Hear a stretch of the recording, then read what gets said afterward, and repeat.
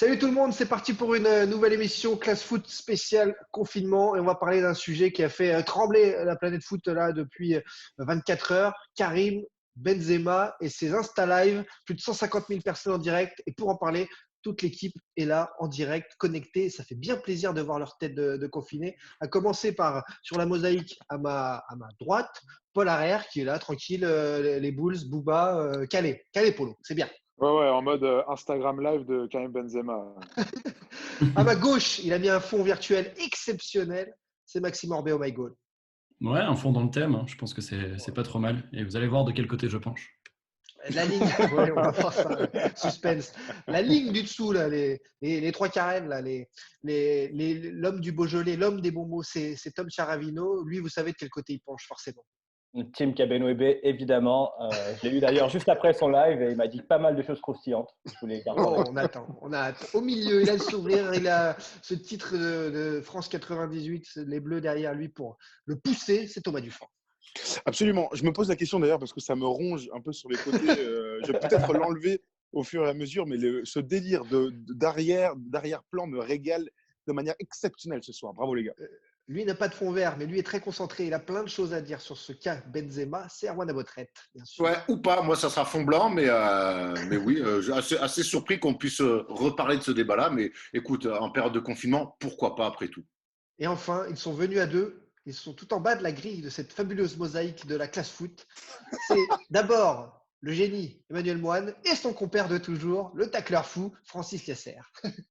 Et oui, les amis, salut à tous. En fait, je suis en confinement chez mon frère et j'ai pas fini mes études. Donc, vous allez voir, pardon, c'était de l'autre côté. Il continue à me donner des cours. C'est très, très important, bien sûr. Voilà, c'est le choix. On s'emmerde un peu, mais on parle du PSG de la bonne époque. Mais voilà, j'espère qu'on va parler de foot ce soir. Bon, Karim Benzema qui a affolé les réseaux, affolé Instagram. C'était donc quel jour on est d'ailleurs? C'était quel jour? C'était Dimanche soir. C'était dimanche soir, un très bon dimanche soir, 150 000 personnes connectées. Karim Benzema qui parle avec plein de monde, Ronaldo, Lakrim, le rappeur, et il parle aussi avec Mohamed Eni, comme d'habitude, son pote, le youtubeur, qui lui pose des questions, comme d'habitude, un petit peu dérangeantes, sauf que Benzema a décidé de répondre. Benzema a choisi de s'amuser et il le déclare au sujet donc d'Olivier Giroud, la question que tous les journalistes auraient aimé lui poser, à laquelle il n'a jamais répondu. Là, il y répond et il le dit. Moi, avec Olivier Giroud, on ne peut pas nous confondre. On ne confond pas la F1 et le karting. Moi, je suis la F1. Il a sa carrière, il fait ce qu'il veut, il met les buts qu'il veut, il est dans son coin, je suis dans mon coin, je ne pense pas à lui, je suis une F1, c'est un karting. Voilà la phrase du jour avant de parler de son analyse, de plein d'autres choses. On ne va pas s'arrêter à ça. Mais la phrase est forte. Moi, j'ai cru que c'était son auteur, Erwan Abotrette, qui lui avait écrit. Erwan, tu aurais pu faire cette métaphore. J'aurais pu, je la trouve pas non plus, je la trouve un peu facile. Excuse-moi de pas aller dans le sens de. Je la trouve, elle est bien illustrée. C'est une belle parabole de notre ami Karim, assez surprenante de sa part d'ailleurs. Hein. Mais je la trouve un peu facile et surtout je la trouve gratuite. Aujourd'hui, Karim Benzema vient nous apprendre qu'il est meilleur joueur que Olivier Giroud. Hello! Mais qui a déjà dit qui a déjà dit le contraire? Est-ce que même Olivier Giroud est déjà rentré dans ce débat-là? En fait, je ne comprends pas. Mais voilà, merci à Mohamed Eni quand même d'avoir posé cette question. C'était quand même intéressant d'entendre Benzema là-dessus. Mais en fait, je n'ai pas bien compris. Oui, Karim Benzema est un joueur bien supérieur. Si demain les deux étaient à vendre, on verrait par les prix sur le marché qu'on verrait effectivement qu'il y a 2-3 classes d'écart entre les joueurs. Mais est-ce que le débat et le vrai problème est là? Manu, Tom, vous qui penchez du côté de Karim Benzema, est-ce que vous ne pensez pas que ça fait partie aussi du folklore des Insta Live, du folklore des vestiaires, de vanner, de se chambrer, de s'en prendre aussi voilà, est-ce que ça vous a étonné cette sortie de Benzema? Ça ne m'a pas étonné, moi, personnellement. La phrase, elle n'est pas classe. Elle a une certaine forme de vérité aussi, comme l'a dit Erwan. Après, ce qui est peut-être un petit peu plus dérangeant, parce qu'il n'a pas dit que ça, et on en parlera tout à l'heure, son explication, elle va un petit peu plus loin. Malheureusement, ce matin, les médias n'ont retenu que ça, que cette phrase, cette punchline. Et ça montre aussi quelque part que le garçon en a peut-être encore gros sur la patate sur sa non-sélection en équipe de France. Tom, le Lyonnais, toi, tu étais fier de lui en fait, je suis sûr. Moi, j'étais très content. En fait, je suis content qu'il réponde à des questions, même si c'est un débat qui n'a pas vraiment de réponse. Mais je suis content qu'il aille sur ce terrain-là, qu'il fasse un peu, qu'il ouvre un peu sa bouche et qu'il fasse des Insta Live. Et la preuve, ça marche, ça fait 150 000. Et moi, je suis content de voir ça parce que Giroud ne le fera jamais de son côté et parce qu'il a peut-être cette classe que Karim Il n'a Benzema pas à le faire aussi. et il n'a pas à le faire non plus. Mais moi, je suis content qu'il aille dessus parce que ça nous fait parler et ça fait un peu de mouvement dans ce confinement. Paul, Quel Thomas, drôle d'analyse. mot à dire. Merci Karim, Max- grâce à lui, on fait des lives, enfin, on enregistre des émissions. Ok, pourquoi Regarde, il te sort de ta monotonie. Thomas Dufan, toi qui souris, ça t'a fait sourire, je suis sûr que ça t'a régalé, toi. Bah, ça m'a régalé. Non, en fait, j'ai pas compris. Erwan l'a un peu dit, Manu aussi. Si on doit se poser la question, lequel des deux est le meilleur? Oui, Karim Benzema. Bravo Karim, tu es largement meilleur que, enfin largement. Et encore, ça reste à prouver. Mais tu es un Come on, super ouais. joueur, un joueur all-time. Oui, enfin, Olivier Giroud a pour lui des stats, une vraie carrière, ainsi de suite. On parle pas d'un Pimpoy qui est en 3e div, tu vois. Donc le karting, la F1, bon bref. Moi, ce qui m'a étonné, c'est que quand il le dit, je ressens vraiment un seum, en fait. Je ressens un gars qui, tu sais, il n'en a jamais parlé. Et là, ça sort comme ça. Ça sort, alors, effectivement, dans un contexte un peu de pote. Donc, il a ces mots-là. Ça se voit que c'est pas travaillé. Ça lui vient un peu comme ça.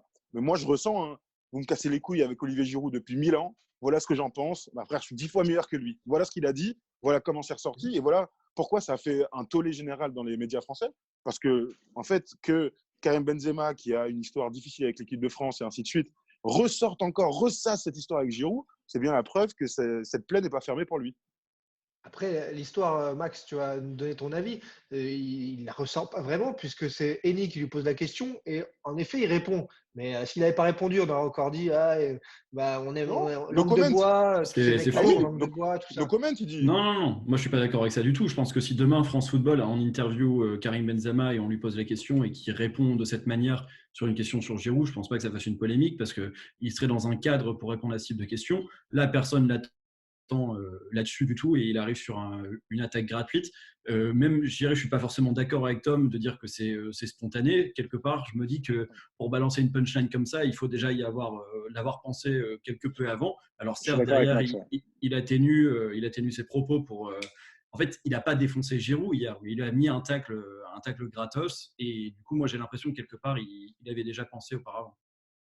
Après, pour revenir sur ce que disait Thibaut, il y a quand même une vérité aussi, c'est qu'on se plaint souvent que les joueurs de foot sont dans la communication.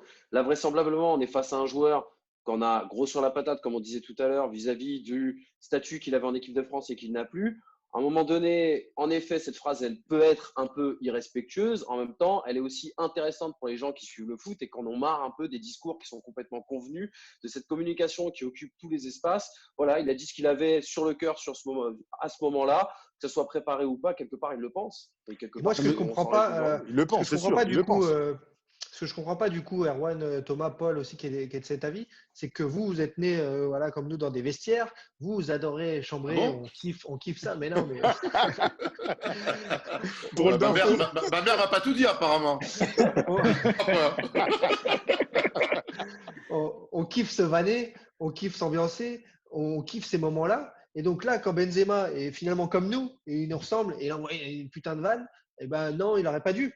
Est-ce qu'il n'aurait pas dû? Alors, je suis pas. Polo, pardon, en premier, parce que tu n'as pas encore parlé, mais après, j'ai une théorie là-dessus. Non, mais moi, ça m'a pas. Ça va peut-être vous surprendre, mais ça m'a pas choqué une seule seconde. Enfin, on sait tous qu'ils pensent ça. Le fait qu'ils le disent pas ces derniers mois ou ces dernières années, c'était limite devenu un peu dérangeant d'ailleurs. Là, pour une fois qu'il donne vraiment son avis, qu'il va vraiment au bout des choses, et je suis d'accord avec Max dans le sens où je pense que c'était très préparé, parce qu'à mon avis, en faisant ce live, il savait que quelqu'un allait lui poser cette question, c'était obligatoire, et la métaphore était bien travaillé, je trouve, pour un mec qui n'y aurait pas forcément pensé. Je pense que c'était plutôt bien préparé. Et ça montre aussi, et là je rejoins Tom, ça montre aussi le fait que Benzema, il a la haine. Il a la haine de cette situation-là. Il a la haine qu'on lui pose toujours la question sur Giroud. Et même si le débat n'a pas forcément lieu d'être, on n'est pas forcément là, et la preuve que ça le travaille, malgré toutes les déclarations de langue de bois qu'il fait depuis 3-4 ans. Donc voilà, le Benzema, quand on lui parle de l'équipe de France, quand on lui parle d'Olivier Giroud, ça le touche en fait, contrairement à ce qu'on pouvait penser ces derniers mois. Et avant la théorie, pour rebondir, alors, vas-y. Attends, avant ta théorie, pour aller dans ton sens, il y a une réalité quand même de tout ça, c'est que je ne sais pas combien d'entre vous étaient en direct, enfin, ont regardé ce moment en direct. Polo, tu l'étais. Et au moment où tu as entendu ça, tu nous as directement envoyé un message en nous disant il y a Benzema qui qui est en train de mettre les pieds et ainsi de suite. Donc, tu dis que tu n'es pas choqué, mais la réalité, c'est que quand on a vu ou lu pour la première fois la phase, on a fait « Waouh !» Il est chaud. Grave. Alors, Moi, je l'ai vu simplement, sur Thibaut, le compte Twitter ActuFoot et au départ, je croyais que c'était un truc d'AcluFoot, là, le truc oui, un parodique. truc de fake, tu vois. Ouais, je pensais que c'était un fake. Donc Thibaut, tu as raison en disant que oui, bah, on kiffe ce genre de choses, mais ça reste un truc de ouf quand même, au-delà du confinement, que Benzema tacle Giroud, c'est un truc de ouf.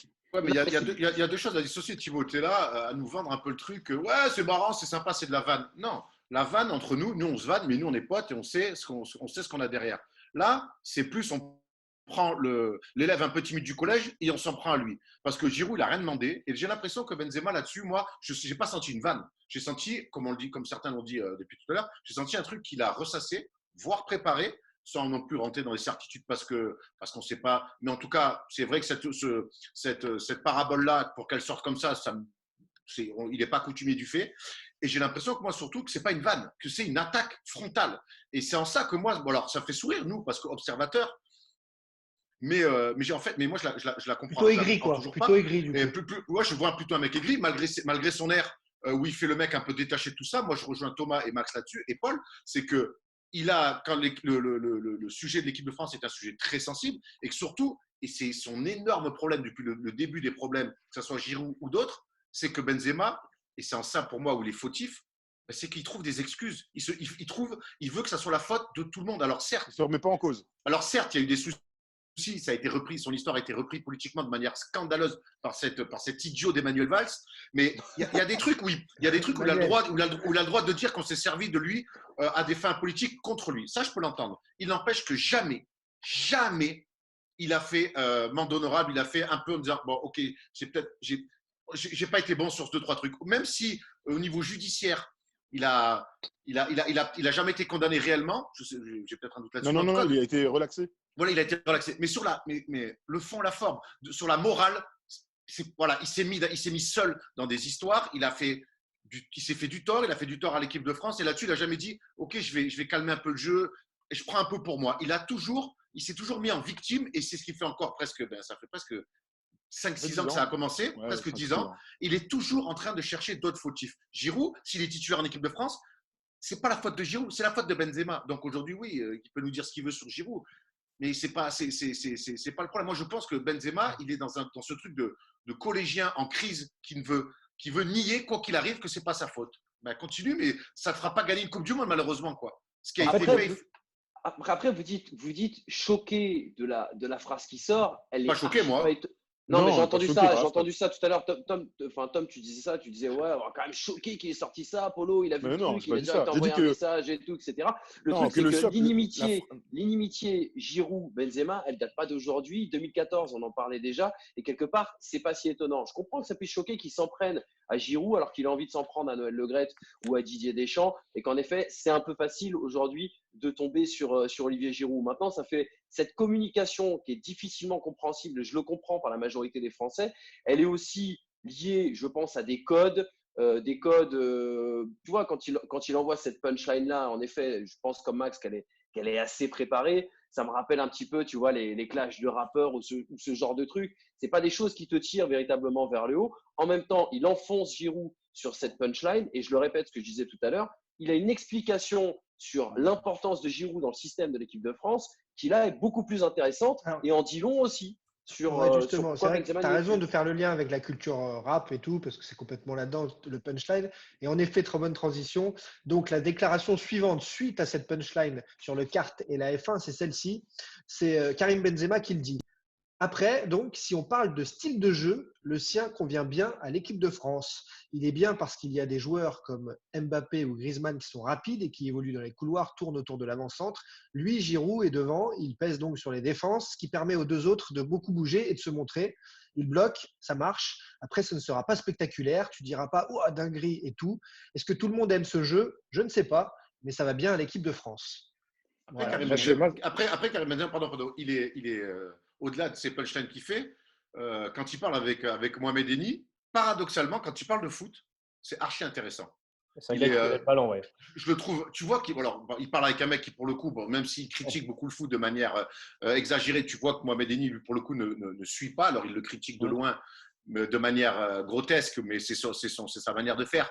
Mais quand Benzema il parle de foot, quand Benzema lui demande de dire les pires joueurs pour Mohamed Eni et qu'il les défend comme Germain, des mecs comme ça, tu sens qu'il connaît le foot. Et là-dessus, c'est archi intéressant. Et donc, l'analyse qu'il fait avec Giroud, elle est aussi intéressante. Mais la question que j'ai envie de vous poser, c'est s'il n'y avait pas eu toutes ces histoires, Karim Benzema, il est titulaire en 2018, non? Clairement. Et la vraie Ah question, oui. c'est, je vais mettre les pieds dans le plat directement. La vraie question, il a raison sur ce qu'il dit sur le style de jeu de l'équipe de France, qui a fait débat. On en a parlé, nous, en 2018.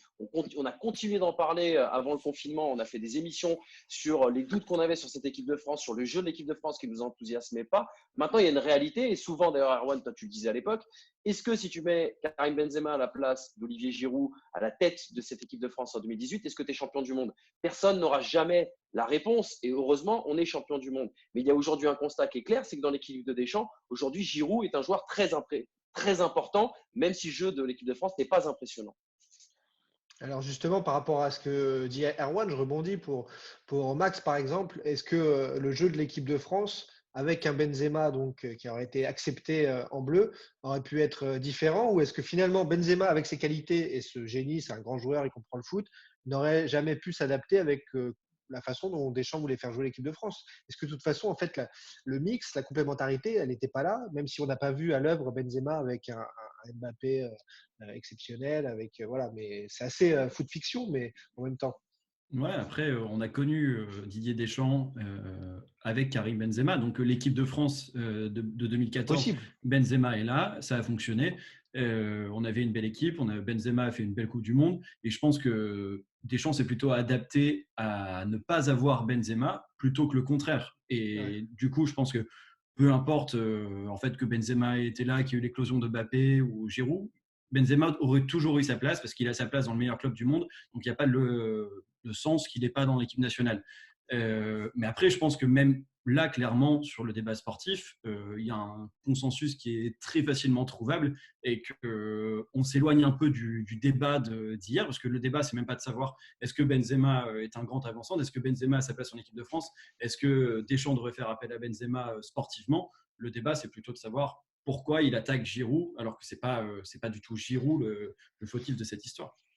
Mais en fait, l'histoire, c'est surtout que là, on avait le droit à une discussion de vestiaire et qu'il a décidé de se foutre du fait qu'il y ait. Ça me ce soit gêne que tu dises, médiatique. ça me gêne que tu dises discussion de vestiaire quand il y a Mohamed C'est Eni. 150 000. Non, Mais, surtout qu'il y ouais, a mais 150 000 personnes. Arrêtez. Il sait très ouais, bien mais ce dans qu'il le fait. style. 150 000 personnes. Oui, mais d'accord, mais il n'empêche. Pour Mais moi, même- vestiaire, il y a un truc, dans le vestiaire, il y a de l'intimité, il y a un truc. Ah Là, oui, on n'est pas là-dedans. Hein. Il y a 150 000 personnes qui te regardent, mon pote. Tu sais très bien ce que tu Ou alors fais. on n'a pas connu le même vestiaire, mais Après, Ça les gars, ressemble Sacré vestiaire. juste pour permettre une comparaison, tu prends le cas Cantona et tu prends le cas Ginola. Cantona et Ginola, est-ce qu'ils s'en sont pris une seule fois Aimé Jacquet, verbalement? Jamais. Par contre, Didier Deschamps, à l'époque, Kanto, avec mais- Aimé Jacquet, Pas avec Ouais, Jacquet, ouais, là, avec.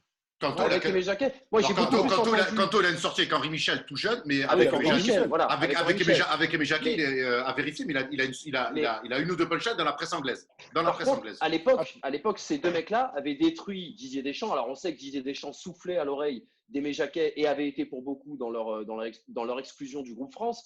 Mais si tu veux, ce n'est que la répétition de ce qu'on a déjà vu, de ce qu'on a déjà vécu en équipe de France. En fait, moi, j'ai un problème avec Benzema, c'est que moi, en fait, je voulais absolument parler de l'équipe de France. Je voulais qu'il en parle soit dans les journaux, soit dans l'IGTV.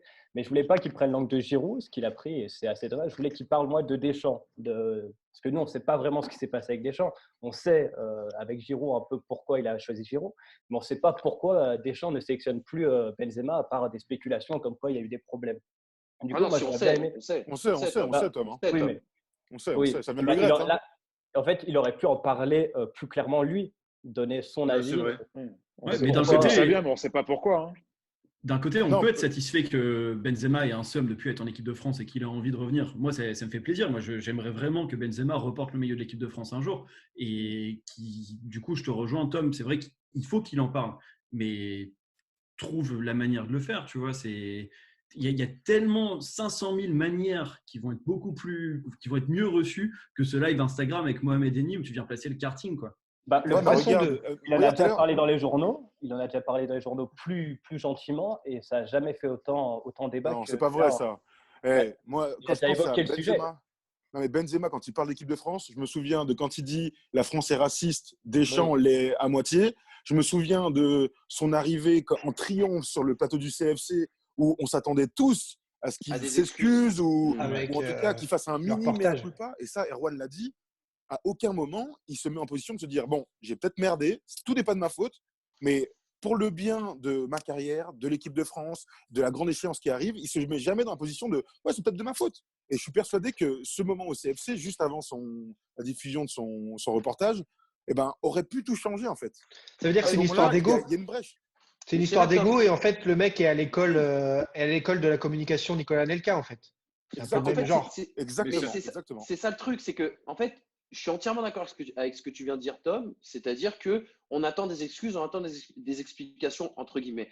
Le truc, c'est qu'il l'a pas fait il y a 2 ou 3 ans quand il y a eu le cas Benzema. On les attendait tous. Le rendez-vous a été manqué. Je ne vois pas pourquoi il le ferait aujourd'hui. Je ne vois pas ce que ça changerait aujourd'hui de faire des excuses et d'apporter des explications.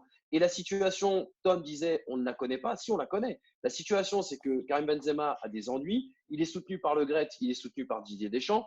Il y a une histoire, il me semble, de mise en examen à l'époque qu'il ne communique pas ni à son président ni à son sélectionneur. Eux décident de le lâcher. Il y a les propos qui seront irrévocables aux yeux de Didier Deschamps sur Deschamps a cédé à une partie raciste de la France. Et basta, l'histoire est terminée à partir de ce moment-là. Et les deux camps, parce que tu peux faire le reproche à Benzema de ne pas s'excuser, de ne pas faire son mea culpa ou de ne pas donner une explication. Est-ce que Noël Le Gret a donné une explication? Est-ce que Didier Deschamps a voulu revenir ne serait-ce que sur le sujet? Jamais. Donc, quelque part, tu vois, c'est un peu tort partagé aussi dans ces deux cas, même si c'est Benzema qui se met à la faute. Il y a un sélectionneur qui est champion du monde quand même dans les deux. La deuxième partie de ce que tu as dit, Manu, elle est intéressante parce que d'un côté, oui, on a les raisons équivoques qui font que Noël Le Gret et Didier Deschamps ne veulent plus de Benzema en équipe de France. Mais d'un autre côté, ça fait un peu Karim Benzema nous a donné la bonne raison pour qu'on ne s'occupe plus de lui pour les prochaines années et pour qu'on passe à autre chose sans avoir à le sélectionner et sans avoir à se prendre des coups de pression médiatique de ne pas le sélectionner. Ça faisait un peu une bonne excuse finalement. Et comme l'a dit Manu, on n'est jamais revenu sur ça sur les 3-4 années qu'on suivit juste après. Donc maintenant, je pense que Benzema l'a compris, puisque Benzema doit savoir plus de choses que nous sept réunis à ce sujet-là. Et maintenant, Benzema est en roue libre. Et je pense que plus le temps va passer, et plus des petites histoires comme ça, des petits pics, des petites infos vont sortir. Tu veux qu'il pique qui maintenant, Polo? On imagine que l'euro reculé d'1 an. Je pense que Giroud, c'est le grand perdant. C'est le grand perdant de ce recul de l'euro. C'est pas dit dans 1 an que Giroud puisse encore, comme cette année, passer entre les gouttes et être dans le groupe. Après, tu veux qu'il s'attaque à qui, Benzema? Il n'y a plus grand monde après de sa génération. Le Gret. Mais Le Gret, alors, et pour revenir sur Le Gret, pardon, Tom, Le Gret, c'est un mec on les connaît, ces mecs-là. Avant lui, il y avait, comment il s'appelle, aide-moi, Manu, à la place de Le Gret. Simonet? Oui. On sait très bien que ces gens-là, quand ils ont des positions comme ça, c'est pas l'intérêt des joueurs qui les intéresse, ou même l'intérêt de l'équipe de France. C'est des gens qui veulent sauver leur place. Et pour sauver leur place, ils sont prêts à jeter par-dessus bord père et mère. Alors, un joueur qui s'appelle en plus Karim Benzema, donc qui vient de cité lyonnaise, d'origine maghrébine, mais les mecs, ils s'en régalent. Ils s'en régalent de prendre des mecs ça comme exemple pour sauver eux leur place. Donc, et c'est là-dessus que moi, Karim Benzema, il a certainement une haine et une rancœur parce qu'il y a des choses qu'on a dû lui dire, et ça, il l'a toujours dit, et que finalement, les paroles n'ont pas été tenues. Et ça, je l'entends complètement, et ça dépasse complètement le cadre du foot. Ça dépasse complètement le cadre du foot. Mais c'est là-dessus où il y a quelque part aussi, je pense, que cette colère qu'il a et cette rancœur qu'il peut avoir. Mais parce que les mecs, Le Gret et ceux avant, ils sauvent leur pipe. Ils sauvent leur pipe. Après, ils l'ont soutenu, attention, ils l'ont beaucoup soutenu. Jusqu'à que Valls passe un coup de fil. Alors, il l'a énormément soutenu, mais il y a en effet des erreurs de communication là pour le coup, et notamment de la part du président, je pense, Le Gret. Quand il dit, par exemple, il y a quelques semaines ou quelques mois, je crois que Karim Benzema n'est plus sélectionnable. Alors que c'est pas lui parler. C'est une erreur de communication terrible en fait. Et je pense qu'aujourd'hui, Benzema, c'est un peu l'enfant gâté. Si tu veux, le mec qui a été soutenu, qui a été chéri, même quand il marquait pas depuis 1000 minutes, il était encore titulaire, etc. Et je pense qu'il ne comprend pas de se retrouver dans ce rôle de paria quelque part. Et je pense que si la communication de la Fédération française de foot, à un moment donné, vis-à-vis de ce mec-là, était beaucoup plus claire, eh bien peut-être qu'il n'aurait aucun autre argument, on va dire, que celui de se retourner justement vis-à-vis des gens qui l'ont aimé avant. Quoi. Ça veut dire que tu expliques que c'est un choc pour lui sur son ego un choc des mondes aussi, parce qu'en fait, entre cette génération-là et l'autre, ça ne s'entend pas. Toi, Max, qu'est-ce que tu penses du fait que normalement, on se dit à si haut niveau de hiérarchie, de top niveau du foot, ils ont juste à se réunir, se passer un coup de fil, un FaceTime, on s'en fout, et se parler. Et là, on a l'impression qu'en fait, ces gens-là, ils ne se parlent pas. C'est ça qui est très bizarre, non? Ouais, on pourrait penser ça. Après, dans ce que dit Manu, et même ce qu'a dit Erwan, on se rend compte que c'est pas du tout la réalité. Et, enfin, je veux dire, quand tu as des enjeux comme ça, et qui plus est des enjeux financiers, des enjeux politiques, qui se relient avec plus d'importance que les enjeux sportifs, je pense que derrière, on apprécie ne plus dire les choses et les faire de manière interposée, de parler dans un langage de faux cul et de toujours balancer, tu vois, de ne pas répondre aux questions Ouais, très clairement. Et je pense que ça suit. Mais tu sais, il y a aussi un truc dont j'aimerais parler. On en a parlé tout à l'heure dans la conversation WhatsApp. C'est le côté victimisation. Parce que moi, je trouve quand même que dans le clan Benzema, donc quand je dis le clan Benzema, c'est Benzema, mais c'est aussi Karim Jaziri, même si officiellement il est plus aussi proche de lui qu'il pouvait l'être auparavant, qui victimise un peu ce qui s'est passé, de se dire ah oui, l'équipe sort un article instantanément après en parlant que de ça, de 30 secondes de live, alors que pendant 130 pendant je sais pas, une heure, on a réuni 130 000 personnes avec Ronaldo, on a bien parlé de Giroud, on a bien parlé de ci, bien parlé de ça. Mais en fait, j'ai l'impression que quand tu joues ce rôle-là, tu as l'impression de débarquer dans un monde que tu maîtrises plus, alors que le mec le maîtrise à 2000%, et je déteste ça. En fait, c'est il pareil. connaît le système, c'est ça que tu veux dire. Le système, ils le connaissent parfaitement. Ouais, il le connaît parfait. Moi, je suis d'accord C'est avec toi, Max, hein. Je suis non seulement d'accord avec toi, mais tout à l'heure, il y a un nom qui a été lancé. Alors, on pourrait parler de Ginola et de Kanto dans une autre époque.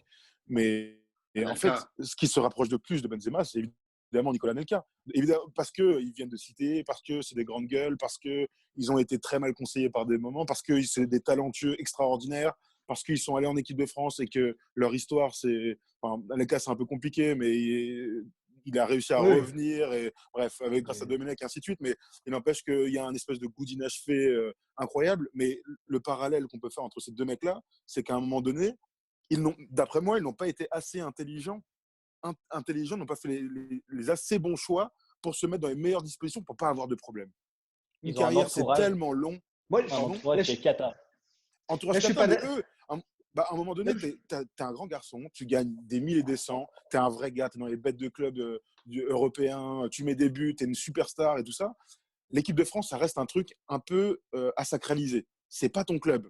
On va pas te protéger comme au Bayern, on va te couver, et ainsi de suite. Par moment, tu vas être en première ligne parce que la France est comme ça, et Erwan l'a très bien dit. Parfois, au-dessus de toi, tu vas tomber sur des cons, des enculés, des gens qui viennent de milieux complètement différents et qui n'ont pas intérêt à te protéger.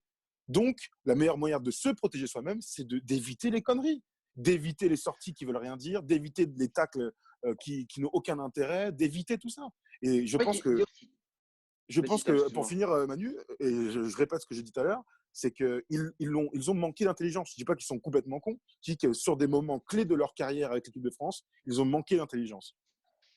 Non, mais très, très clairement, après, si tu pouvais faire un parallèle, et ça reviendra à ce que je disais tout à l'heure, si tu faisais un parallèle entre Anelka Domenech et Benzema Deschamps, il y a aussi la gestion de ces mecs-là. C'est-à-dire que Anelka, c'est aussi un mec à qui Domenech a tout cédé, a peut-être Absolument. trop cédé. Et tu le sens dans la biographie, notamment excuse-moi, de Domenech, qui est très intéressante sur ce point de vue-là, sur la relation qu'il avait avec Nicolas Anelka, où il est complètement béat vis-à-vis de ce mec, etc. Et qu'il n'arrive pas à lui dire stop, et que le jour où il lui dit stop, bah, l'autre l'insulte, et que tout part en vrille. Et ben, quelque part, il y a ce côté-là aussi avec. Alors, je dis pas que c'est la faute de Deschamps, attention, mais ce que je dis par là, c'est que c'est des mecs aussi qui ont été éduqués dans l'élite des centres de formation français, à qui on a répété que c'était les meilleurs, qui pouvaient tout se permettre, etc., etc. Et c'est peut-être une éducation manquée aussi de la part de tout le système. Je dis par pas Oui, que rapport c'est c'est à la ce que faute vrai. du tu dis, système, Bien c'est sûr, bien aussi sûr. une réalité, tu vois. Bah, la par rapport à génération ce que 87, va dans ton sens. par rapport à ce que tu dis, toi, c'est la biographie de Domenech. Si tu vas dans le sens de la version d'Anelka, lui, il dit qu'il a été prévenir Domenech 100 fois qu'il ne comptait pas jouer comme voulait Domenech et que Domenech l'a quand même pris alors qu'il lui a dit non.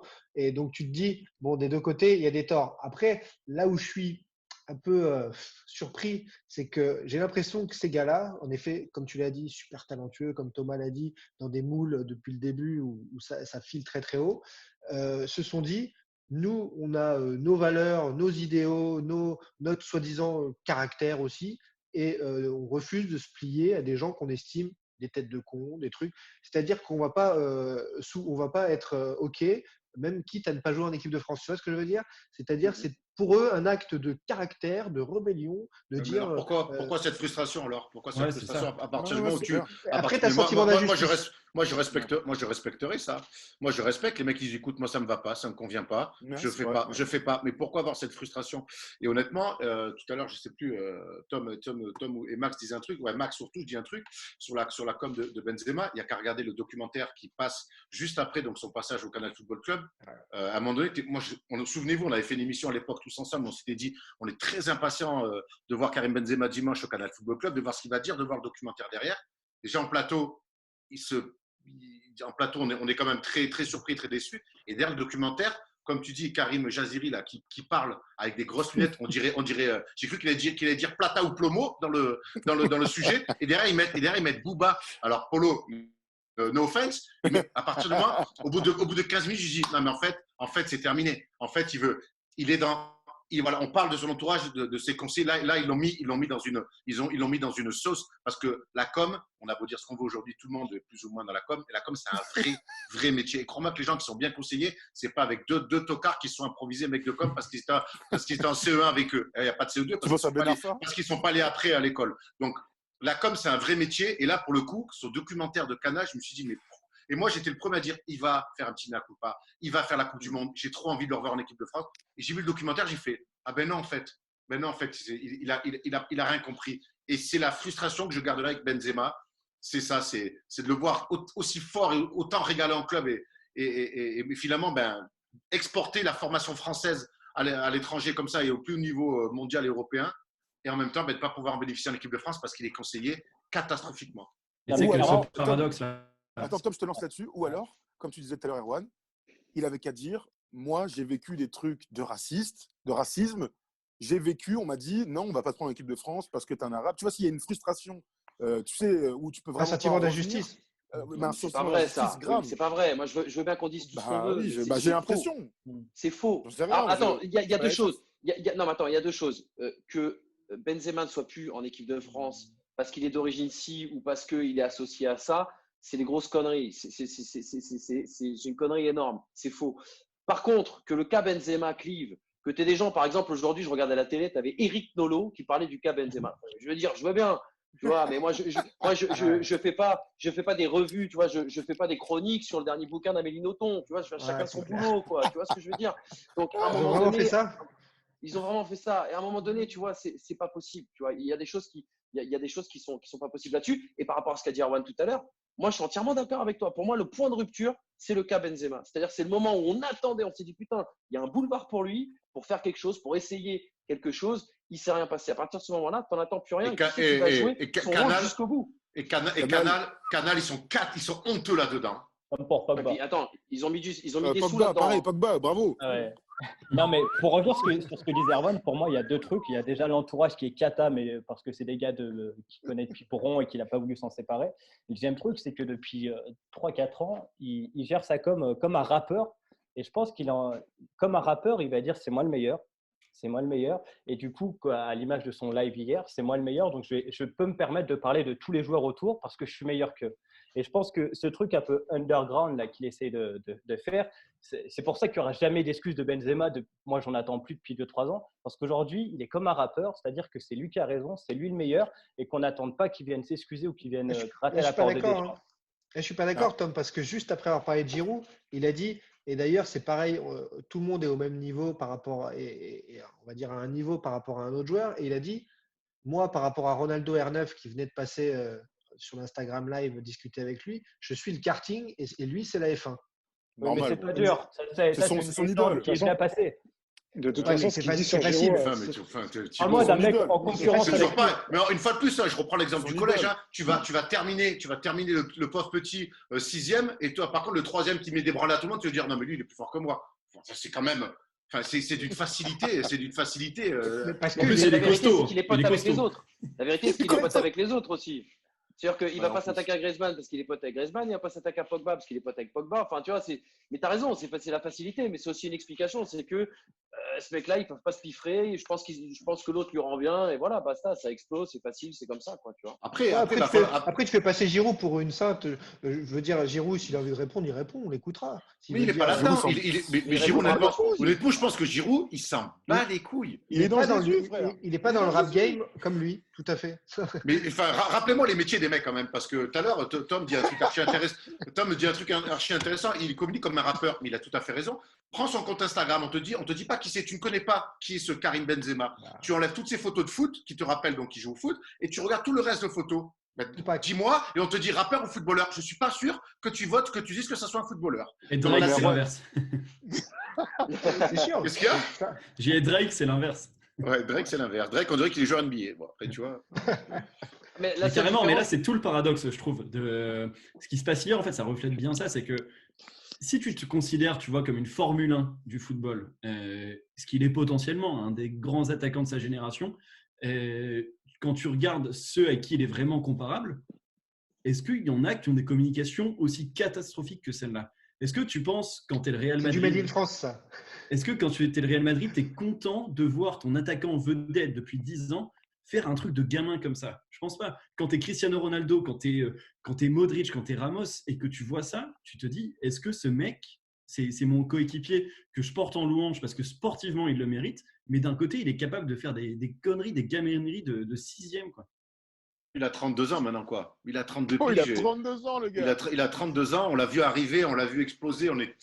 Qui n'était pas content de voir Karim Benzema signer au Real Madrid? Enfin, tu vois, on a tout ce qu'il fait. Et pour revenir un peu sur sa carrière aussi, parce qu'il le mérite, c'est un mec qui a été en concurrence plein de fois pour être le numéro 2 à côté de Ronaldo. Il y a des mecs, on peut en faire une liste incroyable. Tous les mecs avec qui il était en concurrence sont finalement partis. C'est lui, vraiment, c'est l'un des plus grands joueurs de l'histoire du Real, dans le top.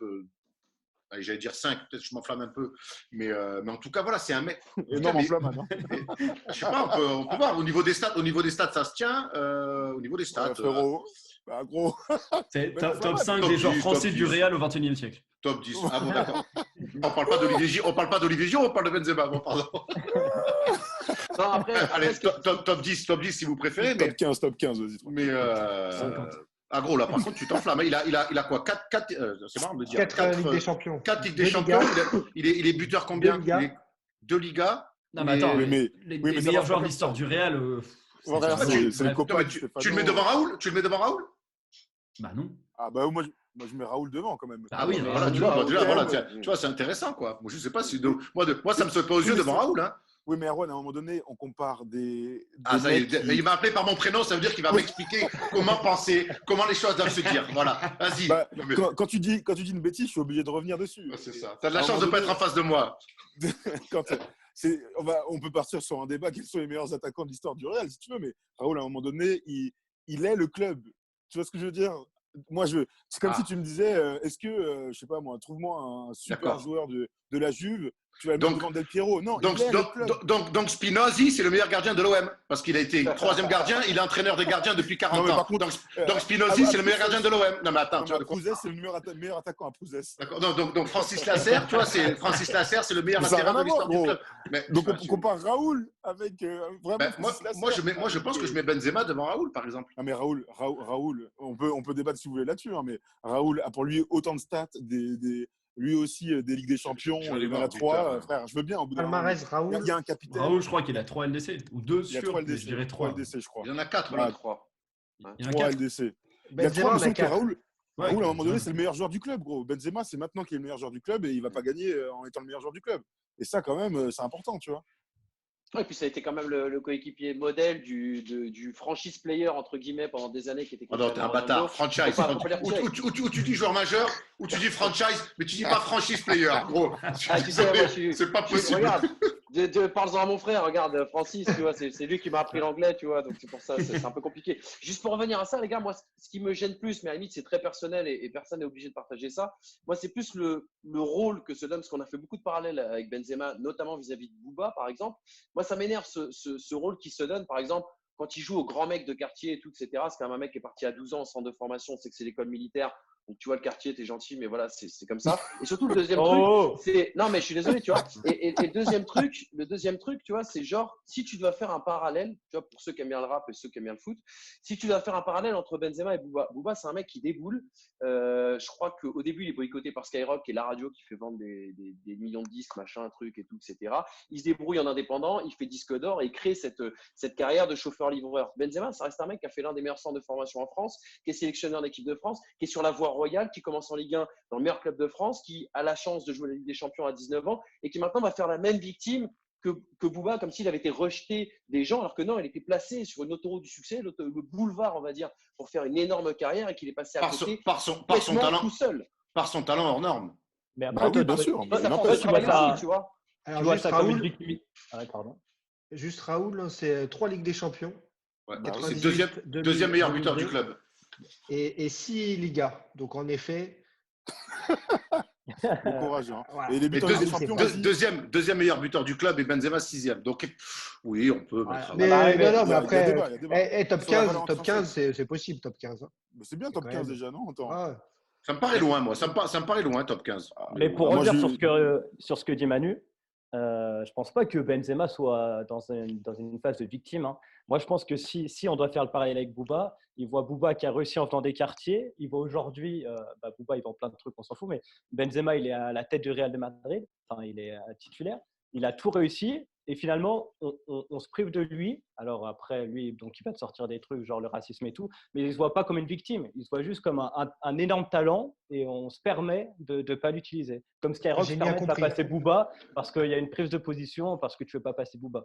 Ouais, je ne le vois pas comme une victime, Benzema. Hein. Moi, je le pense vois qu'il se voit juste- quand même comme une victime. Si j'ai l'impression que quelque part, il l'a pas dit, mais si demain Giroud fait un live et attaque gratuitement Benzema, Il a mis 2 buts cette saison.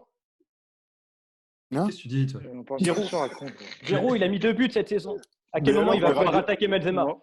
Ah On oui. Mais parle non, pas du mais- sportif. C'est là, on Ah, Polo, imagine. tu t'es On est dans réveillé? la fiction. Ça va?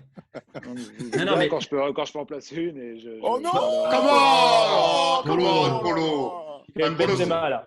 Ouais, la victimisation. Non, mais depuis tard, vous racontez des trucs plus ou moins Interviens, vrais. Après, frérot. je pense qu'on est élu de la question, c'est de savoir s'il a vraiment envie de retourner en équipe de France. Parce que des occasions, il en a eu plein. Mais C'est une très bonne question, ça. Et bah oui, je pense qu'il est. Moi, on dit souvent qu'il manque d'intelligence ou que son clan manque d'intelligence. Mais s'il dit à un moment, j'ai envie de revenir en équipe de France, je pense que ce documentaire et ce passage au Canal Football Club, il n'arrive jamais. Hein. Parce que ça, je pense qu'il ne suffit pas, même les plus bêtes des plus bêtes des hommes, quand ils voient ce documentaire, ils savent que Benzema ne pourra pas être sélectionné en équipe de France après. S'il avait envie de jouer en équipe de France, je pense que tout ça n'aurait jamais eu lieu. Je pense qu'on en a maintenant un joueur qui est accompli, même plus qu'accompli dans son club, qui est très heureux, qui est en train de se construire un palmarès, l'un des plus grands palmarès du football français, qu'on le veuille ou non, en club. Et c'est surtout quelqu'un, à mon avis, qui n'a plus envie de jouer en équipe de France. Quand tu dis envie, tout Polo, son quand tu dis comportement. envie, quand tu parles d'envie, Je suis pas Polo, d'accord avec ça, moi. tu simplifies quand même vachement. Lui, il a juste envie, mais il n'a pas envie de baisser son froc devant Le Gret ou Deschamps, tu vois. Ouais. Et c'est peut-être Je pense plus que c'est ça. cette idée-là. Et en plus, Ah ouais, mais Thomas, est-ce que ça, c'est avoir envie ou ne pas avoir envie, en fait? Parce Ouais, que mais Polo, ne pas avoir regarde, envie de toi, tu baisser serais prêt à son tout. vu son ego et vu sa grande gueule, ça lui ferait tellement plaisir de dire moi, l'équipe de France, je m'en bats les couilles, j'ai pas envie d'y retourner. Vu son ego, quitte à faire la une des médias et ainsi de suite, autant que ça vienne de lui. Je pense que s'il avait vraiment pas envie de venir en équipe de France, il l'aurait dit depuis longtemps. Il aurait Il pris aurait sa dit moi, retraite, j'en ai marre. Et cette aigreur montre que tu peux tout gagner avec un club, t'imposer dans le meilleur club du monde, réaliser d'énormes choses. Si tu vas pas au bout avec l'équipe de France, quelque part, il te manquera toujours quelque chose. mais on ne Moi, sait jamais ce qui se passe dans le je trouve foot. que depuis 4 ans, il a le comportement de quelqu'un qui ne veut pas jouer en équipe de France. Donc, alors après, pour je ne sais quelle raison, je ne sais pas, il fait tous les choix possibles pour ne C'est pas vrai. être sélectionnable. Donc à partir de Mais ce moment-là, il faut se les gars, poser Pourquoi la il le dit question. pas alors? Les Moi, gars, je dis pas, à votre avis, il attend pas une seule chose. C'est qu'il sait que dans le foot, tout peut se passer. Et il attend certainement une chose, Benzema, en fait, à 32 ans. Deschamps, C'est que Zidane prenne la place de Deschamps. Ben oui, Et de ouf. derrière, Après, je pense que quoi, vu il a 32 piges, il lui reste quoi? L'Euro, éventuellement, et la Coupe du Monde. Il lui reste 2 compétitions sur laquelle qui peut espérer jouer de manière génétique. De manière génétique, on va dire. Après, le reste, c'est plutôt bien dit. Écoute, donc, ouais, ça lui fera quoi? Ça lui fera donc, ouais, un an de plus. Et ça fait peut-être plusieurs années qu'il se dit ça. En plus, surtout Bah qu'avec oui, avec le décalage, ils peuvent enchaîner, ça peut enchaîner Euro, Coupe du Monde, c'est ça, si je dis des conneries? Oui, c'est Ouais. ça. 2021-2022. Voilà, donc. Et Du JO, coup, il le a fallu mec ne jouer se à Paris grille aussi. pas. Le mec ne se grille pas officiellement, médiatiquement. Jamais il refuse une sélection. Et il attend le coup du destin parce qu'il se dit, je vais revenir et je vais Il faire refuse gagner pas de le. sélection parce qu'on ne le sélectionne pas. En tout cas, pour Oui, eux, mais c'est une vraie bonne question qu'il pose là-dessus. Et franchement, on n'a jamais eu de réponse d'un côté comme de l'autre. Il n'a jamais pris sa retraite internationale. Et il y a des rumeurs qui disent que, et ça, ces rumeurs, elles ne doivent pas arriver pour rien parce qu'on sait que Zidane, il est proche de Benzema, de dire que si Deschamps, il se barre, que Zidane arrive, on sait que Zidane, il va vouloir faire avec Benzema. Bah, c'est ça. Bravo, Polo. Et je pense que c'est pour ça qu'en fait, parce que je me posais la question et vous m'avez apporté cette réponse, je pense que c'est la seule et unique raison pour laquelle il n'annonce pas sa retraite internationale. C'est qu'il attend l'après Deschamps, tout simplement. Et donc, Après, il a on lui envie de pose jouer la l'équipe de France. question, on lui pose la question si un jour ils sont entraîneur de l'équipe de France, enfin sélectionneur, et il dit ouais, ça pourrait être très noir. Voilà. Il y a un truc, par contre, que vous n'avez pas dit, mais il a peut-être pas envie de jouer avec l'équipe de France ou envie, peu importe.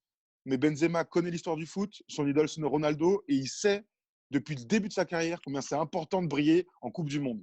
Et ça, il a toujours dit, la frustration de ne pas avoir fait 2010. Il en parle tout le temps de ne pas faire les Coupes du Monde, ça le frustre énormément. Donc moi, ça me paraît bizarre qu'un gars qui a autant d'ambition et qui soit aussi fort, du jour au lendemain, il y a 2-3 ans, on va dire, dise, moi, en fait, l'équipe de France, je m'en bats les couilles.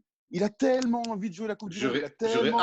J'aurais adoré être une petite souris, comme on dit, le soir de la Coupe du Monde, le soir de la finale 2018 et être avec lui. C'est clair. Moi, j'ai du mal à croire qu'il est célébré. Mais pourquoi il ne se met pas dans la position de quelqu'un qui veut revenir en équipe de France, tu vois? Parce qu'il est con, frérot. Parce qu'il n'est pas dans les conditions. Parce qu'il n'est pas dans les conditions. Ouais, et puis aussi parce qu'il y a des trucs qu'on ne sait pas. Je pense que Benzema, comme tu dis, Thibaut, dans son ego, si Benzema il veut mettre la pression sur Deschamps, il peut le faire de manière constante et on peut faire en sorte qu'à chaque sélection, on va se dire est-ce que Deschamps va prendre Benzema ou est-ce que Deschamps va porter ses couilles et parler sur Benzema. En l'occurrence, Benzema ne fait pas cet effort de mettre la pression sur Deschamps ni sur. Ça a duré longtemps quand même. Ouais, mais ça fait combien? Ça fait 3 ans que ça n'existe plus, cette pression. Mais Deschamps n'a même plus envie de ça. Il répond plus. 2016. Deschamps répond plus à ça. Et puis Deschamps, il a tellement pas envie d'être dans les polémiques. Lui, c'est vraiment un mec, c'est le nez et les chicots dans la pelouse. Le reste, ça ne l'intéresse pas, quoi. Il a raison. Non, mais Max a raison quand même sur une chose. Il a raison. Ça fait pas 4 ans, en tout cas. Excuse-moi, juste je réponds à Max. Ça fait pas 4 ans qu'on ne parle pas de Benzema en équipe de France parce que la classe foot, elle a 3 ans. Et nous, on a fait plusieurs émissions sur le sujet. Donc, en tout cas, moi, j'ai pas l'impression que sur les 4 dernières années, il ait mis une pression sur Deschamps au point qu'on c'est revenu souvent le sujet. Hein. Non, mais Max, à chaque sélection, Max, il a raison sur une chose. C'est pas lui. Non, mais Max, il a raison sur une chose. Si demain, Karim Benzema disait moi, j'ai envie de jouer en équipe de France. Moi, j'ai envie d'aider cette équipe. Moi, je pense que je peux mettre au service de ces gars-là et tout, etc., etc. Chose qu'il ne fera pas. Deschamps ne le rappellera pas, c'est une certitude. Et bien, quelque part, la pression populaire sur Deschamps, elle serait super importante quelque part. Et ça deviendrait un problème, le cas Benzema. Et ça obligerait la Fédération française de football à communiquer une fois pour toutes de manière entièrement définitive. Et le grand malheur de Benzema, c'est que l'équipe de France, elle gagne. Et au bout d'un moment, dans le sport, tu peux dire ce que tu veux, tu peux sortir ce que tu veux. À un moment donné, tu es champion du monde. C'est pas rien d'être champion du monde. Nous, on a cette chance, notre génération, de l'être 2 fois, de l'avoir vécu 2 fois. Mais je peux te dire que nos parents et nos grands-parents, là, ils ont mis sur l'équipe les France-Allemagne de 82. Même quand tu regardes 30, 40 ans après, tu as la haine. Le problème de Benzema, c'est que l'équipe de France gagne. Aujourd'hui, c'est vrai que demain, je pense que Deschamps part. Giroud, je pense qu'il est sur la fin. Derrière, c'est que tous ses potes, Varane, la génération qui arrive derrière, Mbappé, et tout, je pense que c'est des mecs qui pourraient pourraient pousser à ce que Benzema revienne avec un Zidane en sélectionneur et les cadres de l'équipe de France que sont Griezmann, Mbappé, Pogba et Varane. Et Varane, ça, j'ai pas dit Colétaire, quoi, frère, calme-toi. Ça, tu vas énerver Francis. Au moins, il parle et donc là-dessus, c'est vrai qu'il y a pourquoi pas avoir une ouverture sur un retour de Karim Benzema en équipe de France. Ce qui là, pour le coup, ferait énormément parler. Benzema en équipe de France, à la place d'Mbappé. Je m'en bats les couilles, je veux être la star maintenant. Et imagine, il va signer au Real Mbappé d'ici là. Ah ouais, peut-être. Ou à l'OM. Le 27 octobre 2017. Oh, la peu coup que j'avais, mon frère. Putain, c'est quoi ça? Sur Omegle. Le 27 octobre 2017 sur Oh My Goal. Le débat houleux de la classe foot. Ça a fini fâché, apparemment. On en a perdu une en route. On a fait le tour de la question Benzema et merci à lui de nous avoir régalé en tout cas avec cette Insta-Live. Je voudrais ouvrir, juste pour finir, quelque chose d'assez surprenant. C'est quand même fou qu'aujourd'hui, les journalistes se fassent leur pain, débattent, et nous les premiers, sur un influenceur humour, chacun jugera ou pas. Et c'est parce qu'aujourd'hui, les joueurs donc, se livrent sur des sujets brûlants, tout le monde a envie de ça, où tout le monde a envie de connaître un petit peu la vie du joueur. Eh ben, c'est des mecs comme Mohamed Eni qui arrivent à avoir les infos. Après, lui, je sais que c'est pour ça C'est que pas ça fait Eni, ce c'est bordel-là, Instagram plutôt. Non, mais c'est peut-être pour ça que ça fait ce bordel-là aussi. C'est Mohamed Eni qui pose la question. Non, mais c'est peut-être pour ça que les journalistes français ce matin ont surréagi, moi, à mon sens, par rapport à tout ce qui s'était dit hier. Peut-être parce que justement, ça ne sort pas dans l'équipe, ça ne sort pas dans France Football, ça ne sort pas dans Libération, mais c'est Mohamed Eni dans un live Instagram, et voilà, qui sortent le truc, quoi, tu vois. C'est peut-être pour ça que ça surréagit. C'est sûr que c'est pour ça. Après, les gars, moi, je trouve que c'était très prémédité, hein, tout ça. Moi, je veux bien. Mais Karim Benzema qui fait un Instagram live, il prend du Tom Gijol, il prend du Lacrim. Et puis là, il prend Mohamed Eni. C'est quoi le pain de Mohamed Eni, enfin, ce qui fait qu'il réussit depuis des années? C'est de comparer Benzema à Giroud. C'est son arc principal, en fait. Donc, avec Germain. Benzema avec Germain. Mais quand Mohamed Eni se retrouve dans le live de Benzema, pardon, c'est pas la même chose. Bouba a refusé, Bouba a refusé d'y aller d'ailleurs. Hein. Il était invité, il a refusé d'y aller. Il a dit que c'était un traquenard. Et ben en fait, le truc, c'est que tu sais que la question va se poser. Karim Benzema, il sait. C'est pour ça que pour moi, tout ça est prémédité. Il savait exactement qu'on allait lui poser cette question. Il avait préparé sa réponse, comme l'a dit Max tout à l'heure. Et alors après, est-ce que c'est malin? Est-ce que ça l'est pas? Moi, je dirais plutôt que c'est pas malin. Mais tout ça était très prémédité. Et le fait que Mohamed Eni se mue en journaliste sportif, entre guillemets, bah, c'était sûr que ça allait arriver. Je me demande même si c'était pas prévu à l'avance avec lui. Hein. En fait, ce qui est bien avec Mohamed Eni, c'est qu'il est bête, mais au moins il va poser des questions qui font réagir. Quand il va parler de Germain ou quand il va faire son 11 des pires joueurs là, ça va faire réagir Benzema qui lui va pouvoir parler. Donc si Benzema le fait revenir sur 2 lives Instagram, je suis d'accord avec Polo, c'est que quelque part il savait que le sujet Giroud il allait arriver à un moment, ou en tout cas l'équipe de France. Bon, après, il faut remettre les choses dans le contexte. La situation mondiale du moment avec le confinement amène ce genre de choses-là. Moi, je trouve il y a 2 lectures. Il y a celle-là que donc ils font les camps avec Mohamed Eni, mais qu'aussi il y a peut-être une manière différente, c'est qu'au bout d'un moment, les joueurs maintenant ils parlent à qui ils veulent, et que nous, le principe du journalisme quand même, c'est d'avoir des infos à la source. Aujourd'hui, la source, on a vu que pour avoir une réponse, en tout cas à une question où tout le monde débat depuis des années sans avoir vraiment de biscuit, eh ben c'est un influenceur qui l'a eu. Donc ça peut aussi permettre à. Me dis pas mais. Moi, je te dis la définition d'un journaliste pour nous, c'est. Non, mais je veux finir. La définition d'un journaliste, et on est tous des journalistes ici, pour moi, c'est d'avoir des infos. C'est d'avoir des infos. Quand Nicolas Batum, nous, sur la nuit, nous donne quelques infos, on est content, on a la primeur du truc. Voilà, donc c'est en ça, moi, je prends quelque part aussi, je me dis, il faut peut-être réinventer quelque part tous ces mecs-là, dans leur rédac, avec leur copinage. Eh ben, peut-être qu'au bout d'un moment, les footeux aussi, quand tu parles avec des footeux, te disent que des fois, les journalistes, il y a beaucoup de copinage. Eh ben, il y a peut-être une manière de revoir, de réinventer ce métier-là. Oui, regarde, Erwan, écoute, il y a un truc. Enfin, écoute, il a encore dit mon prénom, ce bâtard. Hein. Gérard Klein, on va te niquer. Hein. On sait où tu habites. Hein. Oui, mais je vais essayer de t'éclairer sur ce qui se passe aujourd'hui. Oh non, mais c'est pas possible. Je quitte la conversation. La réalité des médias en général en 2020, c'est que les artistes en tout genre, donc les footeux, dans la musique, j'en sais rien, des artistes peintres, des taggers, PNL, n'a pas besoin des médias, des journalistes pour rayonner aujourd'hui. Les médias sociaux, les réseaux sociaux te permettent aujourd'hui de parler à ton public, de faire grossir ta communauté et ainsi de suite. Aujourd'hui, Benzema, il aura plus d'impact en parlant en live sur Instagram qu'en parlant à l'équipe, à un journaliste de l'équipe. Ouais. Donc, il y a déjà ça. Et le deuxième truc, c'est qu'aujourd'hui, pour avoir des infos, et la réalité, c'est que si tu n'es pas pote avec un joueur, il ne va rien te dire. Tu vois, si demain, moi, je suis joueur de foot, il y a un journaliste que j'ai jamais vu, on va se mettre en un contre un, en interview un contre un, je vais rien lui lâcher, le mec. Sauf si c'est mon gars. Tu sais, ça n'a aucun sens. Donc, c'est une question d'intérêt. Non, mais ce que je veux dire, c'est qu'aujourd'hui, tu n'as aucun journaliste donc, finalement, qui est proche de Benzema. Et pourtant, quand on prend la presse sportive footeuse, tout le monde écrit sur Benzema et l'affaire Giroud et Valbuena. Donc, tout le monde écrit sur un mec quand finalement personne n'est proche de lui. Et c'est en ça que moi, après je te dis, c'est vraiment une réflexion parce que j'ai rien à branler des journées, mais je me dis quelque part, il y a 15 ans, ça existait, il y a 10 ans, ça n'existait pas ça.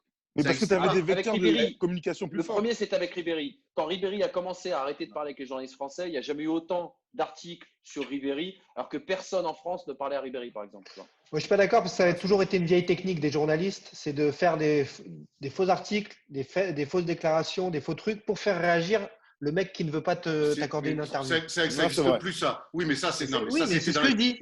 Mais ça, c'est fait aujourd'hui. Aujourd'hui, ce n'est pas le cas. Aujourd'hui, ils écrivent sur des spéculations, sur des rumeurs, parce que. C'est ce qu'il vient de te dire. C'est ce que je viens de dire. Non, c'était avant. Mais c'est pas pour avoir. Toi, tu dis, ils écrivent un truc pour après avoir le mec. Là, je pense que c'était avant. Oui, mais ça, ils ne l'auront jamais.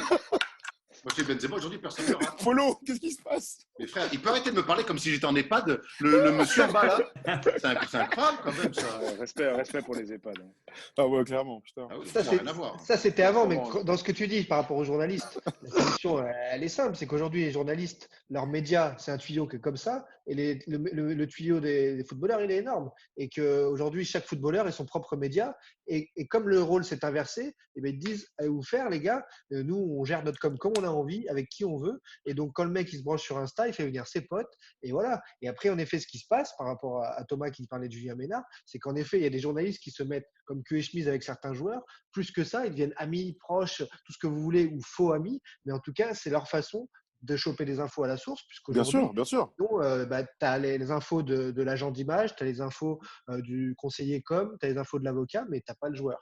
Ouais, ça, c'est la réalité. Mais après, et dernier truc, Thibaut, dis-moi ce que tu en penses. Les mecs sont beaucoup plus protégés aussi, se protègent beaucoup plus qu'à l'époque. Bien sûr, mais il y a un dernier truc, c'est qu'il n'y a plus de grands intervieweurs. Tu n'as plus de moments un peu dans la semaine. Alors, on peut peut-être mettre le CFC là-dedans, mais les interviews du CFC, elles sont nazes. Tu n'as plus de moments forts où tu vas recevoir Zinedine Zidane et tu vas l'avoir pendant 15 minutes et c'est le seul moment où tu vas entendre Zidane parler. Oui, mais ça c'est pas la question. C'est la question de l'intervieweur ou de l'interviewé. C'est que la question aujourd'hui, c'est qu'à l'époque, tu avais eu peut-être un seul canal, 3 canaux, j'en sais rien, sur lequel tu allais attendre que les joueurs… Ouais, Canal Plus. Ouais, voilà. C'est pour parler de la chaîne. Est-ce que tu peux nous rappeler ton poste au sein de la rédaction de My Goal? et du coup, maintenant, comme tu as une multitude d'offres et que tu peux faire ce que tu veux, bah c'est ça en fait. Tu n'attends pas une seule interview, tu attends juste une interview qui va sortir du lot. Il n'empêche, je rejoins Thomas, il n'y a plus de intervieweurs. Ce que fait le mec sur Canal, c'est bien produit, c'est bien fait, mais il vient, il cire des pompes des mecs. Voilà. Il y avait qui avant? C'était qui avant vos références? C'est une bonne question, mais en tout cas, tu pouvais rentrer un peu plus dans la gueule des mecs et y aller. Alors, attention, tu n'es pas obligé d'aller pas dans la vie privée, mais sur une mauvaise passe et tout, les mecs s'exprimaient. Tiens, les gars, vous êtes dans la merde, qu'est-ce qui se passe? Tu t'es embrouillé avec ton entraîneur, pourquoi? Kanto, à l'époque, t'arrivais. Enfin bref, il y a des mecs qui parlaient plus aussi, mais tu avais, je sais pas, les journalistes de l'époque, j'ai pas comme ça de Pascal Pro. Aujourd'hui, la différence, par exemple, de Vendroux et Roland, tu vois, qui cirait les pompes. Enfin, je suis désolé, mais Platini, je pense, a fait une partie de la carrière de Jacques Vendroux, une carrière immense, fantastique, félicitations, incroyable, bravo. Mais on n'y croit pas, Manu, arrête. Ce que je veux dire par là, c'est que Platini, par exemple, à l'époque, a fait une partie de la carrière de Jacques Vendroux. Ce qu'il faut savoir, c'est qu'à l'époque, des mecs comme Vendroux et Roland, ils partaient en vacances avec les joueurs, ils étaient dans le centre, tu vois, l'hôtel pendant la Coupe du Monde, ils étaient avec eux tout le temps. Par exemple, le fils de Jacques Vendroux, son parrain, c'est Michel Platini, si tu veux. Donc, il y a peut-être à ce moment-là, il y a peut-être des occasions de faire des interviews incroyables où tu pouvais débattre à bâton rompu de tout. Aujourd'hui, et moi je pose la question à Max et Tip qui sont plus spécialistes que moi là-dedans, si tu veux par exemple 15 minutes, enfin si tu veux une interview avec Pogba, il va falloir que tu attendes qu'il y ait un événement Adidas, on va te donner 5 à 10 minutes où tu ne pourras pas poser de questions, tout est cadré. Et donc je peux comprendre qu'aujourd'hui tu aies des journalistes qui soient un petit peu attachés de communication ou qui, si tu veux, sortent un peu de la ligne rouge parce qu'ils sont obligés s'ils veulent avoir du biscuit aujourd'hui. C'est triste. Exactement. Maintenant tout est écrit, tout est question de pognon. C'est-à-dire que là où il y a 20 ans, les mecs n'avaient pas dans leur contrat avec qui que ce soit des obligations de presse, des obligations d'interview, de passage à la télé, aujourd'hui, quand tu signes avec Adidas, avec Nike, avec Red Bull, avec qui tu veux, eh ben, tu as dans ton contrat une obligation de répondre à la presse, de répondre aux blogueurs, de répondre à ci, à ça. Et même, je dirais, c'est même pas impossible, quelque part, que ce truc de Benzema, ça ne soit pas géré quelque part derrière par une marque, on n'en sait rien, tu vois. Parce que tout est contractualisé. Alors certes, là, tout à l'heure, tu avais raison, Erwan, quand tu disais que le confinement, porté à faire des lives, etc. Mais il y a une récupération des marques, il y a une récupération des médias.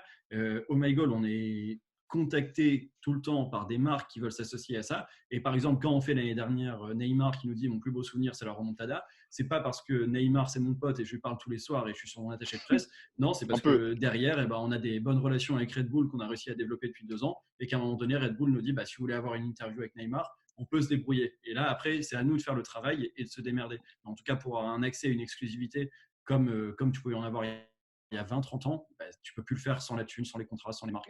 Dieu merci, avec les joueurs NBA, nous, Français notamment, surtout, on n'a pas encore ce genre de problème. On n'a pas encore eu le bon, on a eu des mecs, quand même. Ouais, quand même, vous avez du beau monde et c'est très caractéristique du foot, en effet, et de ce monde de pognon, de contrats. Et comme tu dis, les joueurs aujourd'hui, il y a ça dans leur contrat, mais ça les fait chier. Parce qu'à moins de tomber sur un intervieweur qu'ils trouvent sympa, sinon ça les fait chier. Ils se disent, mais attends, moi je vais sur Instagram, je touche direct mon public, je m'en fous d'aller faire ces trucs-là. Et donc on se pose même la question aujourd'hui de savoir quelle est la réelle utilité d'aller filer des interviews quand on est footballeur. Réinventons-nous. Moi je vais te dire, je pense qu'on est aussi à la croisée des chemins. C'est intéressant un peu parce qu'on est journaliste, mais on est à la croisée des chemins. Je pense qu'il faut se réinventer sur certaines choses. D'avoir peut-être de traiter l'info différemment, mettre les mecs un peu plus à l'aise parce que maintenant tout le monde connaît un petit peu les vices du métier entre les relations journalistes, joueurs. Donc les mecs sont plus méfiants, il y a des langues de bois. Peut-être c'est une manière aussi de se réinventer. Il y a plein de choses autour du sport qui se réinventent dans la manière de communiquer, dans la manière d'avoir des choses. Donc voilà, je pense qu'on est en droit aussi de pouvoir se réinventer avec les réseaux sociaux plutôt qu'être fataliste là-dessus. Moi, j'ai une idée. Je suis d'accord avec toi. Vas-y, Polo. Je suis vraiment d'accord avec tout ce que tu dis depuis tout à l'heure. Hein. Oh là là. Je bois tes paroles. Je te rejoins dans la chambre tout à l'heure, Polo, parce qu'on est dans le même appart. Et c'est hyper intéressant, c'est qu'en fait, les barrières se cassent, quoi. Un journaliste n'est plus seulement journaliste. Un journaliste peut être influenceur. Un influenceur peut se vouer en journaliste. On l'a vu notamment avec Mohamed Eni par séquence hier. Les barrières se cassent, notamment avec l'avènement des réseaux sociaux de manière XXL. Donc, à partir de ce moment-là, évidemment qu'il faut plus se dire qu'un journaliste, il est là pour poser ses questions pendant 15 minutes et repartir, etc. Il faut évidemment nouer des relations amicales avec les joueurs. Pourquoi pas y aller vraiment fort, comme vous avez cité Julien Ménard tout à l'heure. Mais oui, évidemment, à partir du moment où ces barrières sont cassées, où un journaliste peut devenir influenceur et un influenceur peut devenir journaliste, autant jouer sur les deux tableaux et jouer avec ça. Jouer avec les marques comme le fait Oh My Goal et comme on le fait nous aussi chez First Team. C'est un tout, en fait. Mais l'important, à la fin, c'est d'avoir des joueurs, c'est d'avoir de la réaction et c'est d'avoir du contenu. Et pour le coup, je trouve que ce soit Oh My Goal, First Team, etc., on y arrive plutôt bien. Donc, je pense que l'important, c'est ça. Et on joue sur le fait que ces barrières soient cassées depuis 2-3 ans. Moi, je suis pas d'accord avec ça. C'est une question de génération aussi, les gars. Ah, mais pas d'accord. Par exemple, Tom, il n'est pas d'accord. Attends. Non, moi, je suis pas d'accord avec ça. Tu dis que les carrières se cassent, les barrières se cassent, mais moi, j'ai l'impression que pour le journaliste, là, il y a de plus en plus de barrières. Et d'ailleurs, j'avais lu l'interview de Kevin Durant qui disait on s'est tellement fait berner, nous, joueurs professionnels, dans des journaux, à avoir des déclarations qu'on n'avait pas dites de cette manière ou quoi, que maintenant, on se protège, on fait plus d'interviews. Et moi, je veux tout gérer de mon compte Twitter et je veux que les gens viennent s'informer sur mon compte Twitter. Donc, je pense qu'aujourd'hui, ce n'est pas qu'il n'y a plus de barrière. Je pense que le journaliste, lui, reste journaliste et que en fait, le journaliste, pour moi, ne peut plus devenir l'ami d'un joueur. Je pense que c'est les joueurs qui sont en train de mettre des barrières et on va devoir aller chercher les infos sur Twitter, sur Instagram, sur leur live. Ça marche que pour une superstar. Ça marche que pour une superstar. Déjà, ça marche pas pour les autres. Là, Thibaut, tu as tout à fait raison parce que tu cites quand même Kevin Durant qui est une star mondiale. Et moi, on en revient à ce que je te dis. Oui, aujourd'hui, le constat, c'est celui-là pour la plupart, même s'il y a quelques exceptions près, des mecs arrivent à avoir encore du réseau, des infos, des vraies infos. Moi, je pense qu'il faut se réinventer, traiter. En tout cas, peut-être dans l'écrit, sur les réseaux sociaux, l'info différemment. Nous, on a la chance de faire. Nous, on va à fond sur les débats, donc forcément, on aura toujours des choses à dire. Mais je crois qu'on est oui, au bout de quelque chose. Du journalisme à papa, on en est au bout. On en croise encore. Il y en a encore qui, quand même, sont à la tête de rédactions importantes et qui vendent de moins en moins, mais qui vendent encore pas mal et qui sont pour certains une référence. Eh bien, je pense qu'il faut se réinventer. Voilà, il faut réinventer les choses. C'est comme l'équipe de France, il y a des générations, puis elles se barrent et puis il y en a d'autres qui arrivent. Celles qui arrivent jusqu'à prendre du contraire, c'est nous les gars. C'est ce que j'allais dire. Moi, je pense que c'est surtout une question de génération. Tu vois, il y avait Gilles Verdez qui m'avait raconté une fois. Gilles Verdez, on dit ce qu'on veut sur lui aujourd'hui. C'est un des mecs, journaliste papier, il y a 15-20 ans, qui était une des plumes françaises, et je maintiens vraiment ce que je dis. Et Gilles Verdez avait une grosse embrouille avec Anelka. Je crois qu'il avait été giflé par Anelka à l'époque. Et moi, il m'avait dit, c'est marrant, mais tu vois, quand je me suis fait gifler par Anelka, c'est vraiment là où je me suis rendu compte que j'ai plus rien à faire dans le foot, parce que les mecs avec qui j'avais commencé le métier de journaliste à l'époque avaient mon âge, et maintenant il y a un vrai fossé de génération dans nos discussions, dans notre appréciation de la vie, etc.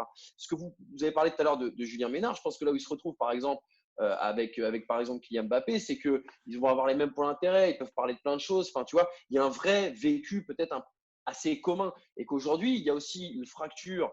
Et moi, je le sens dans le cas Benzema, pour recentrer sur le cas Benzema, une fracture entre des journalistes d'une ancienne génération. Benzema, il sera avec nous sur le live aujourd'hui. Je suis sûr qu'il pourrait nous raconter, on pourrait lui faire dire plein de choses super intéressantes, Clairement. lui faire parler aussi en dehors du football et sur des choses bien. Mais comme dans 10 ans, 15 ans, on sera complètement dépassé face à la nouvelle jeune génération de footballeurs. Ou pas, tu as le droit d'anticiper, de prendre exemple ces mecs-là qui justement ont eu une fin de carrière compliquée parce qu'ils n'ont pas su s'adapter à la jeune génération. On a le droit de prendre leçon et exemple pour pas être des vieux cons dans 15 ans. Clairement. Et puis on a cité Julien Ménard, mais il y a aussi même Mohamed Bouafsi qui a des techniques à lui, Les qui a deux cas des sont manières de incomparables faire. quand même. Les deux cas sont quand même Oui. incomparables, excusez-moi. Ouais, mais la finalité, c'est que les interviews les plus cool avec des joueurs qu'on a depuis quelques années, c'est avec Mohamed Bouafsi, qu'on n'aime pas. Donc, bah si. C'est vrai, Tu l'as avec Verratti dans la forêt, là? C'est les interviews les plus cool qu'on a depuis un an. Au niveau du réseau, qui est quand même la base du métier, du réseau, c'est quand même de la nouvelle génération, c'est le numéro 1 sur le réseau. Bah, largement. Voilà, derrière ça. Bien sûr. Après, Mais c'est de l'amitié ou c'est de l'intérêt? Mais moi, ça m'intéresse. On parlait d'amitié tout à l'heure, tu vois. Non, mais en fait, moi, ça ne m'intéresse pas de savoir comment les gens y arrivent. C'est un métier, on sait très bien que faut. Peu importe, moi, que si j'ai un mec si je sais que ce mec-là va m'avoir des infos, va faire des interviews, je vais apprendre des trucs, voilà, pour moi, il a gagné. Après, je suis pas juge, je suis pas donneur de leçons, je suis pas rédacteur en chef d'un grand quotidien. Tu vois, le mec, il a un réseau, il a des infos. Sur les transferts, c'est lui le premier sur plein de trucs. Bravo. Qu'est-ce que je te dis? Erwan, tu as quand même été à la tête du e-sport quand même. Hein? À la tête du e-sport. Non, à la tête du e-sport, c'est Alexis Bernard. Il y a des filles à Laval qui s'en rappellent. Il y a des filles à Laval qui s'en rappellent de ton passage au e-sport. Putain. J'ai entendu parler, moi. Des petits ou des filles? Je crois que le e-sport ne s'en rappelle pas de mon passage. Non, le e-sport qui existe toujours d'ailleurs, et je salue son rédacteur en chef, Alexis Bernard. Voilà. Et qu'il y a pas mal d'exclus ces derniers temps. C'est vrai? Ah bon? Là, sans rire. Mais il bosse. Ah bon? Après, ça fait longtemps aussi, mais si. Alors, après, je te dis, ça a été très ambitieux dès le début. Souviens-toi, c'est deux quotidiens qui sont sortis aujourd'hui sport et le e-sport. Oui. Très, très ambitieux. On va concurrencer l'équipe. Ils sont arrivés un petit peu en tongs et avec la bite et leur couteau. Mais le e-sport existe. Ça peut penser à une autre chaîne. Ils se sont fait aussi attraper dans un traquenard. Hein? On va pas revenir sur l'échec, mais ils se sont fait avoir dans un traquenard. En tout cas, moi, c'est des gens qui m'ont fait travailler. C'est des gens qui m'ont fait travailler au début où je me lançais dans le milieu à Paris. Merci à eux. Merci. Il faut donner sa chance aux jeunes. N'est-ce pas, Oui, mais oui. Bon, alors, ils ne m'ont pas vraiment donné ma chance, je te le dis tout de suite. Mais c'était un stage de troisième. Voilà, c'est un stage bien prolongé, mais écoute, il faut pas cracher dans la soupe. Ouais, mais non, jamais. Faire son expérience. Jamais. Bon, moi, c'est Michel Moulin. Je ne sais pas combien de temps dure cette émission, mais en tout cas, cette discussion est passionnante entre amis. C'était cool. Francis est fatigué, il va aller se coucher d'ailleurs. Francis, il est un peu mort là. Francis, il est au top. En tout cas, c'est cool de revenir sur cette actu. Ben non, j'ai pas préparé un petit quiz parce que Erwan va être à la tête du prochain cette semaine. Et oui, c'est Erwan qui prépare les questions cette semaine. Et j'ai hâte je voulais changer un peu, que tu participes un petit peu. Et ça me fait kiffer, merci. Et donc, on se retrouve après cette vidéo, dans la prochaine, pour un autre spécial quiz de confinement. Et les gars, en plus, cette fois, il y aura la vidéo, donc il n'y aura pas de tricheur. On pourra mater. Personne triche. Personne dans la First Team, personne n'a jamais triché, ça c'est dit. Voilà, merci à la régie. Merci à Sully. Je la raconterai celle-là mercredi là quand on va enregistrer le truc. On la raconterait à nos petits enfants, celle-là est incroyable. Merci à Webedia, merci à Sully. Salut les gars. Les amis, à très vite sur allez mater les vidéos, partagez, suivez. Les gars. Je remercie la régie. Yes. Elle a 12 ans, Thomas. Voilà, c'est trop vieux pour ces conneries. Oh non. 14 ans, pardon. Tu me gardes un chien. Non, mais merde. Putain. T'as passé une heure soirée avec moi, toi. Allez, Allez, à je me très barre. vite, les amis. Prenez soin de Allez, vous. Ciao, allez, ciao. salut Daniel Cohn-Bendit.